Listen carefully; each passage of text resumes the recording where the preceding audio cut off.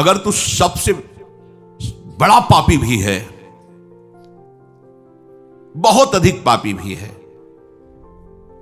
तो मेरी बात मान ले, तो इस नौका पे बैठ जाएगा और पार हो जाएगा, ज्ञान रूपी नौका पे। जैसी तुम्हें पद्धति बताई उस तरह से चलोगे तो चाहे जितने बड़े पापी हो, तुम संसार समुद्र से पार हो जाओगे, परमानंद में डूब जाओगे। अपिचेदशि पापेभ्यः सर्वेभ्यः पापकृतमः। पाप करने वालों को पापकृत कहते हैं, अधिक पाप करने वालों को पापकृतर कहते हैं, और जो महापापी होता है उसे पापकृतम कहते हैं। अगर तू महापापी भी, पापकृतमः अर्थात महापापी, मतलब तुमसे बढ़कर कोई पापी हो ही नहीं सकता, वो भी भगवत प्राप्ति करने का अधिकारी है यदि ऐसे चले जैसा भगवान ने बताया। सदगुरु के पास जाके साष्टांग दंडवत करके विनम्रता पूर्वक उनकी अधीनता स्वीकार करके उनसे प्रश्न करे, जिज्ञासा करे, या वो अपनी तरफ से जो आपको आदेश उपदेश करें अक्षरशः पालन करें, तो आप चाहे जितने बड़े पापी हो आप भगवत प्राप्त कर लेंगे। कितना बढ़िया भगवान विश्वास दिला रहे, भगवान कह रहे ना, इसलिए किसी और प्रमाण की तो जरूरत नहीं, क्योंकि इनसे बड़ा कोई न्यायाधीश है नहीं। जब वो स्वयं कह रहे हैं अपिचेदशि पापेभ्यः सर्वेभ्यः पापकृतमः, समस्त पापियों में भी तू सबसे बड़ा पापी हो, तो भी तू जो मैंने पद्धति बताई उसके अनुसार चलेगा तो इस संसार समुद्र से पार हो जाएगा। आगे भी भगवान ने कहा अपिचेत सुदुराचारो भजते माम अनन्य भाग साधुरेव समन्तव्यः सम्यक व्यवसिता ही सह। भगवान का एक कथन बड़ा सुख देने वाला है, आश्वासन देने वाला है। तात्पर्य यह है कि जो पापों का त्याग करके साधन में लगा हुआ है उसका तो कहना ही क्या है। देखो, कोई अपने को यह ना समझे कि हम बहुत बड़े श्रेष्ठ हैं। हम सबको उसी गंदगी से प्रभु ने उठाया है जिसे हम देखकर घृणा करते ना, हम वहीं से हैं। बिल्कुल कहीं कोई श्रेष्ठता का अपने में आरोप न कर ले। श्रेष्ठ है तो सब श्रेष्ठ है, क्योंकि सब उसी से प्रकट है। और ये जितने विकार हैं इन्हीं से हमें उठाया गया है। हम इन्हीं में गिरे पड़े थे, अब भी गिरे पड़े हैं। अगर वो अपनी बाहुओं से सुरक्षित न रखे, अजान बाहु अभेद भुजदंड मूल पीनन ससानुकूल, अगर वो हमारी सुरक्षा न करे तो अब भी हम वहीं फिसल के पहुंच जाएं। सबको ये बात समझनी चाहिए, कहीं इस बात का अहम ना आ जाए कि मैं श्रेष्ठ हूं, मैं महाभागवत हूं, मैं ज्ञानी हूं, मैं ब्रह्मबोध हूं। जो पापों का त्याग करके साधना में लग गए हैं उनका तो कहना ही क्या है। पर जिसने बहुत पाप किए हैं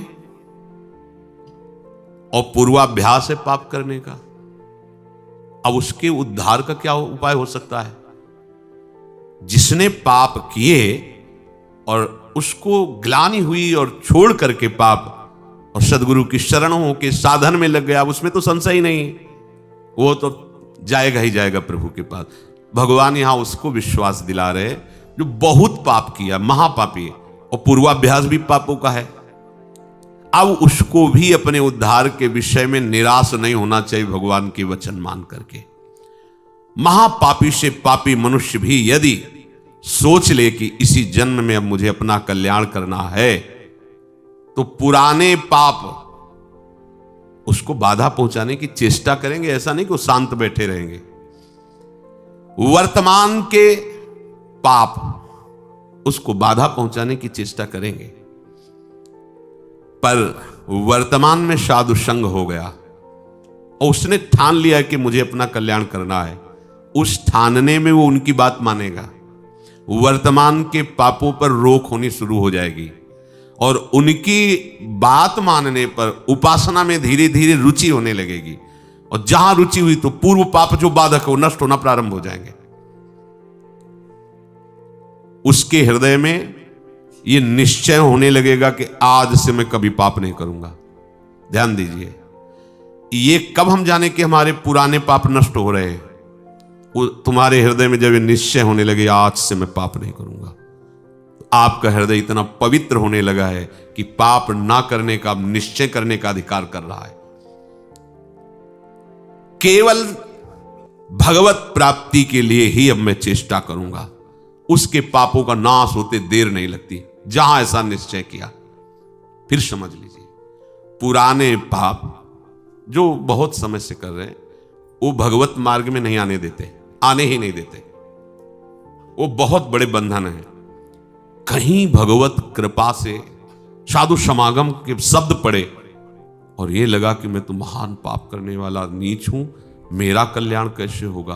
देखो वचनों का प्रभाव, सत्संग सुनने से मेरा कल्याण कैसे होगा, ये बात आ गई। अच्छा, कल्याण तो साधु महात्माओं के संग से, सत्संग से होता है, मेरा अभ्यास वर्तमान में पाप करने का कैसे बनेगा। उनके समीप गया, अपने कल्याण के लिए जो चेष्टा करनी चाहिए वो संत महात्मा बताने लगे। उनके शासन में ध्यान रखना है। यदि आप जैसे वाल्मीकि जी ब्रह्म के समान हो गए तो उन्होंने संत का शासन स्वीकार कर लिया।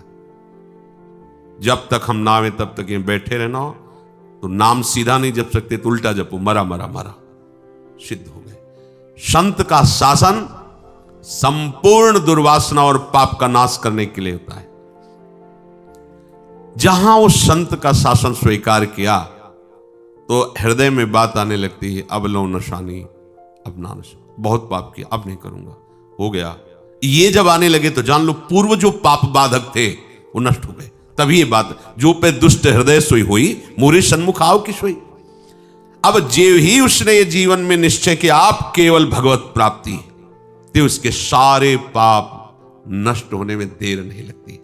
अब उसे जैसे कोई पूर्व वाला देखे, कंठी बांध लिया, तिलक बांध लिया, ये हम जानते हैं, शराब पीता था, व्यभिचार करता था, कत्ल करता था, ऐसा वैसा, तो उसके लिए भगवान आदेश करे, साधु रे समंतव्या सम्यक व्यवसिता, ऐसा आप उसे साधु मानो, क्योंकि मेरी शरण में हो गया है। मैं कहता हूं अपिचेत सुदुराचारो भजते माम मनन्य भाग, साधु रे समंतव्या सम्यक। कल था, आज मेरा हो गया है।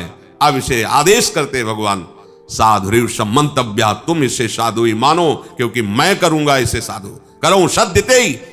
उसी के आगे श्लोक, क्षिप्रम भवति धर्मात्मा, बहुत जल्दी मैं उसे धर्मात्मा महात्मा बनाऊंगा। जब बनाने वाले कह रहे मैं बनाऊंगा, तो आप फिर अपने को मानने में क्या है। ऐसे उसके पाप नष्ट हो जाते हैं जैसे 100 वर्ष से घना अंधेरा छाया हो और आप प्रकाश प्रकट करें, तो 100 वर्ष में ही क्या वो अंधेरा नष्ट होगा क्या ना, 1 मिनट में खत्म हो जाए। वो प्रकाश जो ही जला, अंधेरा खत्म। ऐसे ही पाप नष्ट होता है। बोले बहुत पुराना पापी है और ऐसे ही खत्म हो गए। ऐसे खत्म होता है शरणागत का पाप, जैसे 100 वर्ष से साल में अंधेरा है, एक बल्ब जला, 1 सेकंड में प्रकाश हो, खत्म। अंधेरा 100 वर्ष का। अब उसके लिए यह सिद्धांत नहीं कि 100 वर्ष आप प्रकाश करो तब अंधेरा खत्म, नहीं। ऐसे एक क्षण में पाप सारे के सारे भस्म शरण ने स्वीकार कर लिया। शरण ने, हम तो हम सर्व पापेभ्यो मोक्षयिष्यामि मा शुचा, मैं पवित्र करूंगा। कितने घंटे में? 1 सेकंड में, जा खत्म। जैसे प्रकाश हुआ, 100 वर्ष का अंधकार नष्ट, ऐसे अनंत जन्मों के पाप सन्मुख होए जीव मोहि जमहि, जन्म कोटि यघ नासों। विश्वास करो इस बात पर। चेत, प्रभु कह रहे, प्रायः ऐसे पापरत मनुष्यों को ये चेतना नहीं होती कि मैं भगवत प्राप्ति करूं, संत समागम या नाम जप, नाम कीर्तन, चेतना नहीं होती इनकी। ये चेतना लुप्त रहती है। ऐसा नहीं कि उनमें सामर्थ्य नहीं, पर वो लुप्त। पापवंत कर सहज स्वभाव, भजन मूर्ति भावन का, उसके अंदर भाव ही नहीं आएगा भजन आदि का।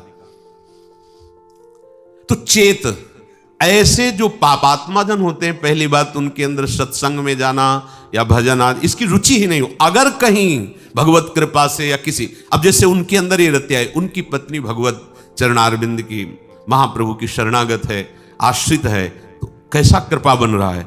वो जरूर बोलती उस समय, फिर मंजीरा लेकर राधा नाम का, ये तो बढ़िया है, राधा नाम कीर्तन कर। यद्यपि ऐसा नहीं करना चाहिए, ऐसे दुर्व्यसन नहीं कर, पर दुर्व्यसन नहीं छोड़ सकते और राधा नाम स्वीकार कर लिया, तो इस बात हमें विश्वास है राधा नाम की महिमा पर, निश्चित आपका मंगल होगा। निश्चित आप इसी जन्म में ऐसी घृणा करेंगे कि देख लेना, निश्चित ये नाम और ये भगवत प्रीति, ये भगवत प्रीति है। मैं नीच हूं, मैं पामर हूं, अधम हूं, पर प्रभु आपका नाम, आपका गुण कीर्तन, आपकी महिमा, छुट्टी 84 भ्रमंते निरखय जुगल किशोर, ये हम सत्य मानेंगे। इस असत वृत्ति की सत्ता नहीं है, और इसकी राधा नाम की 84 जी की इसकी सत्ता है। इस असत वृत्ति की सत्ता नहीं है। ना सतो विद्यते भाव, ना भाव विद्यते सता। ये सत वृत्ति तुम्हारा परम मंगल कर देगी। यदि किसी महापुरुष का संग हो जाए, ऐसी कोई घटना घट जाए, ऐसी परिस्थिति बिगड़ जाए, ऐसा वातावरण हो जाए कि उससे ऊब करके किसी संत का आश्रय ले ले, महापुरुष का, तो कोई कितना भी बड़ा पापी हो, उनके प्रभाव से ऐसा दृढ़ निश्चय कर ही लेगा कि अब मुझे इस जन्म में भगवत प्राप्ति करनी है। वो संपूर्ण पापों से भली भांति तर जाएगा। सर्वम ज्ञान प्लवेनैव व्रजिनम संतरिष्यति। प्रकृति के कार्य, शरीर और संसार के संबंध से ही पाप होते हैं। जितने पाप होते हैं वो देहाभिमान जब होता है, और देहाभिमान में इंद्रियजन्य सुखों की भोग लालसा ही पाप कराती है। और जब संत संग होता है तो संत संग का प्रभाव होता है सर्व संबंध विच्छेद। ध्यान दीजिए, आप सरिस चाहे सबकी ना, संतों का स्वभाव और प्रभाव आप सरिस जैसे वो हैं वैसे बनाना चाहते हैं, या आप सरिस चाहे आपको भगवत स्वरूप बनाना चाहते हैं। संतों के संग का प्रभाव सर्व संग पहो हिमाम, सर्व संबंध विच्छेद, शरीर से, अंतःकरण से, इंद्रियों से, शरीर संबंधियों से, भोगों से। अगर ये नहीं तो संत संग नहीं हो रहा है। संबंध विच्छेद, संबंध पुष्टता ये अविद्या का संग है। संबंध विच्छेद यही ज्ञान है, यही अज्ञान के नाश का स्वरूप है। ये अहमता ममता एकमात्र प्रियालाल के चरणों में समर्पित, कोई संबंध नहीं। ध्यान देते हो इस बात पर?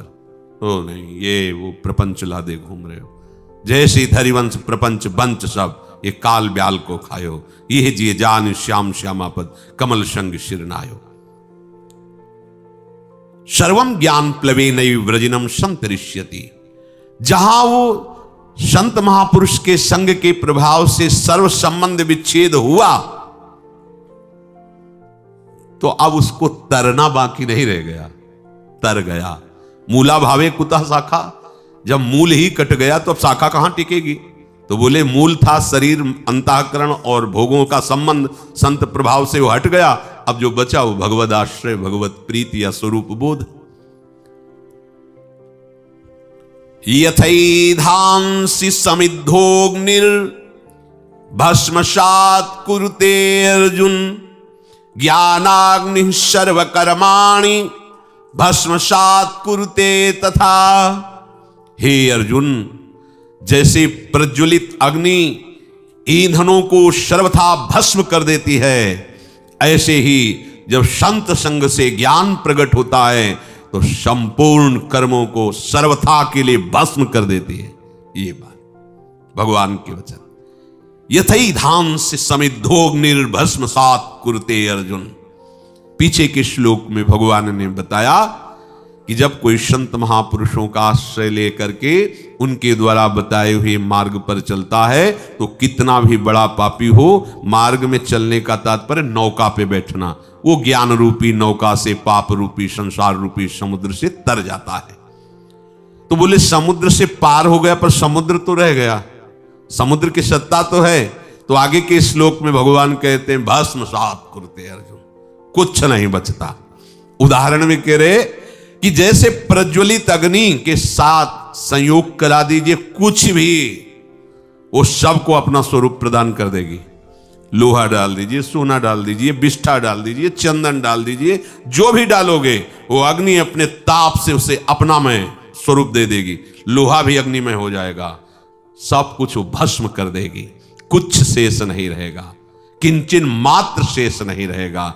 ज्ञानाग्नि सर्वकर्माणि भस्मसात् कुरुते तथा। जैसे अग्नि सब कुछ भस्म कर देती है, ऐसे ही संत संग के प्रभाव से प्रकट हुए ज्ञान रूपी अग्नि से संचित प्रारब्ध क्रियमाण सब भस्म हो जाते हैं। संचित प्रारब्ध क्रियमाण तीनों कर्म भस्म हो जाते हैं।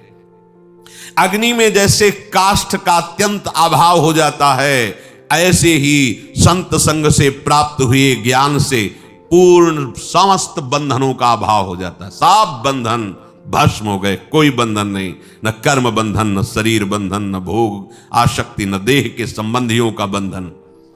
तात्पर्य है संसार शरीर से संबंध विच्छेद हो जाने पर ही विशुद्ध बोध होता है। और वही जब कहो तो उससे माना जाता है कि हमारे साथ कटु व्यवहार हो रहा है। ये कटु व्यवहार तुम्हारे माने हुए राग पर हो रहा है। जब तक इस राग का तुम वैराग्य में परिवर्तन नहीं करोगे विवेक के द्वारा, तब तक परमार्थ का अनुभव नहीं हो सकता। वैराग्य को समझा जाता है स्वेच्छाचार। अरे ककारा नहीं आता परमार्थ का। केवल कपड़ा बदल लेने से परमार्थी थोड़ी हो जाते हो। हाँ, परमार्थ के जो महारथी हैं, महापुरुष जन, उनके पास उनकी अधीनता स्वीकार, तब परमार्थ का ककारा आएगा। नहीं तो भगवान और सरकार और अवतार बनने में देर नहीं लगती, माया बना देती, देर नहीं लगती। हाँ, जहां 10-20 हजार लोग दंडवत किए तो यहां आने लगता है हम तो कुछ विशेष हैं, और जहां विशेष है तहां फिर वो भगवान की माया अपना प्रभाव दिखा देती है। बड़ा विचित्र खेल है, बिना गुरु कृपा के समझ में नहीं आता। अगर इस अहंकार पर कोई शासन कर सकता है तो एकमात्र भगवान ही कर सकते हैं, गुरुदेव भगवान ही कर सकते हैं। संबंध विच्छेद होने पर ही आपको परमात्म तत्व का अनुभव होगा। बैठा लो इस बात को। शरीर से अपनापन, शरीर संबंधियों से अपनापन, भोगों से अपनापन हटाना ही पड़ेगा यदि भगवत प्राप्ति करना चाहते हो। देखो महाप्रभु के दूरादपास्य स्वजनान सुखमर्थ कोटिम सर्वेषु साधन वरेश्चिरम निराशा तो वर्षंत में उस सहजाद्भुत सौख्य धाराम श्री राधिका चरण रेणु माम स्मरम। सैकड़ों बार इस श्लोक को सुनाया होगा, आपने सुना होगा और पढ़ा होगा। दूरादपास्य स्वजनान, परिवार के संबंध से बहुत दूर, घर में रहते हुए बहुत दूर, गृहस्थ हो तो भी बहुत दूर, राग रहित होना। जैसे ये बड़े बड़े महापुरुष जो गृहस्थी में, उनके जीवन चरित्रों को पढ़ के देख लीजिए। श्रीवास जी के घर में कीर्तन हो रहा है, पुत्र पधार गया, कान में जाके कहा पुत्र पधार। महाप्रभु तक आवाज नहीं जानी चाहिए, कीर्तन नहीं बंद होना चाहिए, कीर्तन बंद हुआ तो मेरे प्राण निकल जाएंगे। और उछल उछल कर कीर्तन कर रहे हैं, राग रहित। अगर राग हृदय में है तो चाहे आप गृहस्थ हो, चाहे आप विरक्त हो, इसे कोई फर्क नहीं पड़ता है।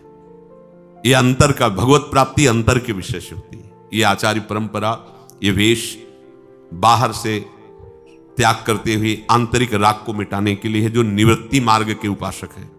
नहीं तो जो निवृत्ति मार्ग के प्रभु हैं वही प्रवृत्ति मार्ग के प्रभु हैं। जो भगवत प्राप्ति निवृत्ति मार्ग को होती वही प्रवृत्ति मार्ग को होती। बस अपने सिद्धांत से चले, दोनों को ही वैराग्य धारण करना होगा। एक को बाहरी और आंतरिक दोनों, और एक को केवल आंतरिक बाहरी व्यवहार में रहते हुए भी वो भगवत प्राप्ति वैसे ही करेगा। संबंध विच्छेद, ये बड़ी जोर की बात है। संबंध विच्छेद बिना संबंध के नहीं हो सकता। कोई तो हमारा हो, अब उसको अपनापन ना सदगुरुदेव में है ना श्री जी में है, तो संबंध विच्छेद कर ही नहीं सकता, केवल नाटक होता है। क्या होगा ये लाल पीले धारण करने से? आंतरिक राग की पुष्टता के लिए कपट पूर्वक परमार्थ का पोषण, बड़ा चतुर बनता है जीव, और वो चतुराई करके स्वयं नरक जाने का रास्ता पुष्ट करता है। समझता कोई जानता नहीं। अरे जिसके तुम हो वो तो जान ही रहा है ना, वो तो सबके हृदय बैठा हुआ, वो खुद देख रहा है, साक्षी है सबका, वो सबका दृष्टा है। कैसी भूल है कि जिन विषयों को त्यागने के लिए मार्ग लिया जाता है, उन्हीं विषयों को भोगने के लिए इसका कपटपूर्वक आश्रय। कैसा कैसा भगवान का ये विचित्र माया जाल है। वो जानते, दूसरों को उपदेश दे सकता है, वो दूसरों के लिए वो लिखित दे सकता है, और अपने लिए पर उपदेश कुशल बहुत है। दूसरों को उपदेश देने के लिए क्या आनंद आता है, लेकिन अपने आचरणों पर उस उपदेश को उतारो, तभी भगवत प्राप्त। संबंध विच्छेद, गुरु से संबंध बनाकर उसका नाटक करना, और संबंध शरीर और शरीर के भोगों से प्रभु को अपना मानने का नाटक करना, और संसार से अपना सत्य भाव रखना, प्रभु को साधन बना लेना, और विषयों को साध्य बना लेना, कहां की चतुरता है, ये कहां की बुद्धिमत्ता है। अपने हाथ से अपना नाश कर रहे हो। जब तक संबंध विच्छेद नहीं तब तक परमात्मा तत्व का बोध नहीं। बातें बनाने वाले तो हम जैसे बहुत हैं, बहुत बातें बनाने वाले हैं। खूब बढ़िया लच्छेदार भाषण हो सकता है, लेकिन परमात्मा प्राप्ति लच्छेदार भाषण देने और सुनने से नहीं होती, उसका वर्ण करने से होती है। सब संबंध विच्छेद, एकमात्र प्रियालाल से अपना संबंध। वास्तव में जब तक कोई अपना किसी को मानता है, अपना संबंध किसी से रखता है, तब तक प्रभु से अपनापन होता ही नहीं है। जब तक अपने लिए कर्म करता है, अपने लिए भोग सामग्री मानता है, तब तक वो भगवत भाव में प्रवेश ही नहीं पाता है। जैसे देखो, आप चिंता मत करो, आपका भरण पोषण पूरा निर्वाह प्रभु पहले से कर रहे हैं, आप जान नहीं पा रहे हो। कल किसी ने प्रश्न किया था कि अगर माता पिता न रहे अमुक के, फिर उसका भरण पोषण कौन करेगा? ये भगवत शरणागतों के मुख में ऐसी बातें नहीं होनी चाहिए। आज तुम जिनके द्वारा पोषित हो, वो भी उसी के द्वारा पोषित है, उस प्रभु के द्वारा। आज तुम्हारी वो रक्षा कर रहा है, लेकिन तुम किसी को अपना माने हो इसलिए समझ नहीं पा रहे हो। कल वही तुम्हारी रक्षा करेगा, वही भरण पोषण करेगा। व्यर्थ में चिंता मत करो। ये चिंता तभी होती है जब चिंतामणि श्री स्वामिनी जी के चरणों से आपने संबंध नहीं स्वीकार किया है। चिंता करने की जरूरत नहीं है। अपने जीवन से हम जानते हैं। हम अपना उदाहरण इसलिए देते हैं कि अपने हृदय की बात हम आपको बता सकते हैं। एक आदमी भी पानी देने के लिए नहीं था। अगर हमें औषधि चाहिए तो मुझे पैसा मांगना पड़ेगा। जो माने हुए अपने को हैं धनी, और उनके पास जाके निवेदन करना होगा। लगता था आगे क्या होगा। ज्यादा वर्षों की बात नहीं, 14 वर्ष 15 वर्ष पहले की बात। अगर हम मांगने गए तो उधर पोषण के लिए रोटी है, नहीं तो नहीं है। हम पानी उठा के पिए तो है, नहीं तो नहीं है। दवा लेने के लिए पैसा मांगने गए तो है, नहीं तो नहीं है। कल के लिए विचार कभी आते थे कि क्या होगा जब हम उठ नहीं पाएंगे, जब हमारी किडनी इस स्तर की हो जाएगी, तब क्या होगा, क्या होगा। अंदर से अरे शरीर छोड़कर प्रभु के पास जाएंगे और क्या होगा। इसीलिए तो हम भगवत मार्ग में हैं, प्रभु से मिलन के लिए। चिंता क्यों करते हो? एक प्रश्न उठता है जीवत्व को लेकर, व्यवहार को लेकर के। लेकिन आराध्य देव की कैसी कृपा, कैसी लीला। प्यार करने वाले, सेवा करने वाले, सेवा की शौन व्यवस्था जैसे आकाश से गिरती ना, ऐसे गिरी है, ऐसे गिरी है। ये कोई न सोचे हम वृंदावन वास कर रहे हैं, बुढ़ापे में हमारी कौन सेवा करेगा, हमारी कौन व्यवस्था करेगा। हम अपने हृदय की बात कह रहे हैं। आगे आगे जैसी आवश्यकता हुई, वो इसलिए दिखाया कि तुम्हारी ये स्थिति है और हमारी कृपा की ये स्थिति है। दोनों पार्ट दिखा दिए। तुम्हारी सामर्थ्य ये है और मेरी सामर्थ्य का एक इशारा ये है। हमारी व्यवस्था घूमती है। जिस व्यवस्था के लिए सोचते थे क्या होगा, उस व्यवस्था को ऐसे ऐसे बिखेर दिया। वो सर्व सामर्थ्यशाली प्रभु। कभी अविश्वास मत करो। नाड़ियों में रक्त प्रवाह, शरीर का बालक से जवान हो जाना, श्वासों का आना जाना, भोजन का पचना, ये क्रियाएं तुमसे हो रही क्या? तुम्हारे ही शरीर में ये तुमसे हो रही क्या? नाड़ियों का रक्त प्रवाह, शरीर का अवस्था परिवर्तन होना, श्वासों का आना जाना, भोजन आदि का पचना, ये किससे हो रही है? तुमसे हो रही क्या? खाना पीना, चलना बैठना, देखना बोलना, ये किससे हो रहा है? तुमसे हो रहा है क्या? परंतु अज्ञानवश इन क्रियाओं को अपना मान लेते हैं। अपने द्वारा इन क्रियाओं का कर्ता मान लेते हैं, तो ये क्रियाएं कर्म बन जाती हैं और उसको बांध लेती हैं। क्या देखा, उसका फल मिलेगा। अब जो दिखाओगे वही देखेंगे, जो सुनाओगे वही सुनेंगे, जैसे रखोगे वैसे। अभी मुक्त, अभी इसी क्षण मुक्त। बिगड़ी जन्म अनेक की, अब ही सुधरे। आज समझ में आती है बात, अब ही सुधरे। हम कर्म करके चाहते हैं मोक्ष पद।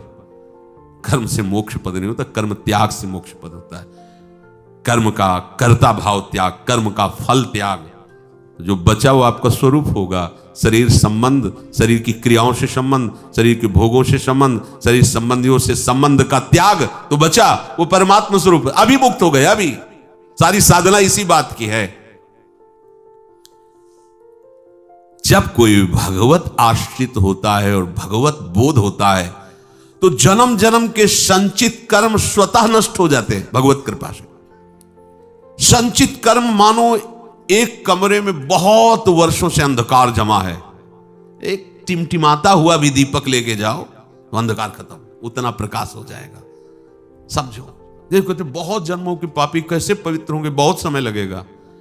अब बिगड़ी जन्म अनेक किया बही, ये खत्म अंधकार। मन वचन कर्म से अधीनता प्रभु की, सदगुरुदेव की बात बन गई। लेकिन ये अहंकार देवता ऐसे थोड़ी अधीन होते हैं। जब तक ठोकर पर ठोकर नहीं खाते, या तो स्वयं प्रभु पधारे और मर्दन करें इस अहंकार का। जैसे कालिया नाग था ना, जो फण उठाता अपने श्री चरणों की, ऐसे प्रहार करते श्री चरणों की, चोट पहुंचाते, खून उगलता हुआ शरणागत हो गया। त्राहि माम रक्षा करो। हाँ ठीक है, ऐसे इस अहंकार रूपी जो सर्प के फण हैं, इनको हरि गुरु कुचल दें तो बात समझ। और कुचलना ऐसे, जहां प्रभु फुंकार मारता, वो तो प्रभु ही कर सकते नहीं, उसके फुंकार में सब भस्म हो जाते। काली देह में जब प्रभु कूदे तो ऐसे थोड़ी हो कि त्राहि माम शरणागत आओ श्री कृष्ण, ऐसे नहीं। लपेट करके पहले उसने अपना पूरा प्रयास किया। तो अहंकार लपेट करके पहले पूरा प्रयास करेगा किसका? जो अहंकार नष्ट करने के लिए सोचेगा, चाहे हरि हो चाहे गुरु हो, अहंकार पूरा विरोध करेगा पहले। यहां आए काहे के लिए? वृंदावन काहे के लिए आए हो? जीवन को आबाद करने के लिए। यही जीवन आबाद हमारे माई श्यामाजू को राज। जीवन तो बर्बाद इधर होता है, एक एक श्वास विषयों में व्यर्थ जा रही, उसे बर्बाद कहते हैं। ये तो सत्संग है, राधा नाम कीर्तन है, यश है प्रिया प्रीतम का, और कुछ नहीं है तो व्यास भरोसे कुंवर के सोवत पांव पसार। लाडली जी के भरोसे सो रहे हैं, उनका उच्छिष्ट पाके उनके लिए जीवन व्यतीत कर रहे हैं, हो गया। जो अनुकूलता प्रतिकूलता परिस्थिति, शरीर के सुख दुख, शरीर के संबंधियों का व्यवहार अपने चित्त पर रखता है, वो कैसे परमार्थ का पथिक बनेगा?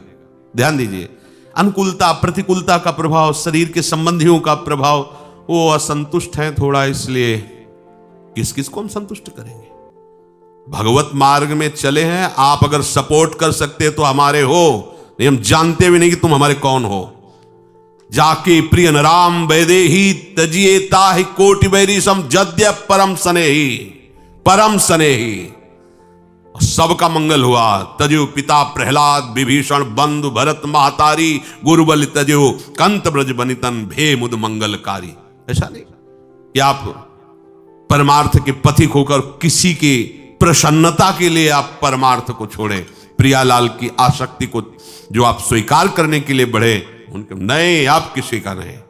अगर आप हमारे स्नेह संबंधी हो तो मेरे प्राण प्रीतम से मिलने का सहयोग कीजिए, अगर नहीं तो तजिए ताहि कोटि बैरिशम जद्य परम स्नेह। इस मार्ग के पथिक में गुंजाइश नहीं होती, किसी के आंसुओं पर, किसी की धमकी पर ये मार्ग नहीं रुकता। ये मार्ग केवल हृदय की उत्साह संपन्न वृत्ति से भगवत मार्ग को स्वीकार किया जाता है। अब जो होगा देखा जाएगा। तो ये मार्ग अपने जो आराध्य देव का बल प्राप्त हुआ, उसके बल से चला जाता। आप लोगों को तो उपदेश मिल रहा है, सुविधा मिल रही, सपोर्ट मिल रहा है, कोई सपोर्ट नहीं। 13 वर्ष की अवस्था, कोई बस वही एक भगवान का बल, उन्हीं का निश्चय, हर जगह सावधान। नई अवस्था थी, कहीं कहीं कोई फंसाव नहीं, सीधे निकल। गंगा की धारा जैसे प्रवाहित होती है, ऐसे जीवन की धारा उन्हीं के चरणों में। अब वृंदावन आ गए। प्रतिकूलता, तिरस्कार, अपमान, क्लेश, ये जीवन का हमारा लक्ष्य है। यही हमारे लक्ष्य की पूर्ति कराएगा। कल इन लोगों से बता रहे थे, देखो अभी सर्दी नहीं आई, श्री जी ने आप सबकी व्यवस्थाएं कर दी। हम अपनी आपको बताते हैं, कभी कभी जब ज्यादा सर्दी होती तो पास के आश्रमों में जाते तो देखते थे सब अपने अपने कंबल लिए उड़े, कोई पूछता भी नहीं था कि पता नहीं कंबल उड़ा दे रात में लेके भाग जाए तो। ऐसी कांपते हुए शरीर ठंडी करती, फिर निश्चय किया ओढ़ना ही नहीं, हमें आश्रय ही नहीं लेना इसका। और भगवत कृपा से कभी जुखाम या बुखार भी नहीं आया। भीषण सर्दी ऐसे सहते हुए आपके अंदर सब सामर्थ्य है, रहीमन बहु भेषज करत, ब्याध न चाणत साथ, खग मृग बसत अरोग बन, हरि अनाथ के इन दवाइयां खा के व्यवस्था करके भी कभी जुकाम नहीं, 10वें वर्ष कभी जुकाम नहीं हुआ। भीषण सर्दी गर्मी बरसात हर ऋतु को वो शरीर सामर्थ्यशाली है, भगवान वैसी कृपा करते हैं। ये परमार्थ के पथिक की ये बातें हमारी समझ में नहीं आती। अन्य आश्रय व्यवस्था का गुलाम, ये समझ में नहीं आता। तुम भगवत प्राप्ति के लिए निकले हो, संबंध जीव के ते बनाए हुए हो। न शरीर से संबंध विच्छेद, न भोगों से संबंध विच्छेद, न परिवार से संबंध विच्छेद। चना एक बार भुन जाए फिर निश्चिंत हो, उसे खेत में बो दो, खूब खाद लगाओ, अंकुरण नहीं होगा। एक बार तो भुनने दो इसे, एक बार तो आग में जलने दो इसे, एक बार तो वासनाएं भस्म होने दो। शुरुआत में ही तुम वही सिद्धावस्था धारण कर लोगे तो कैसे बात बनेगी।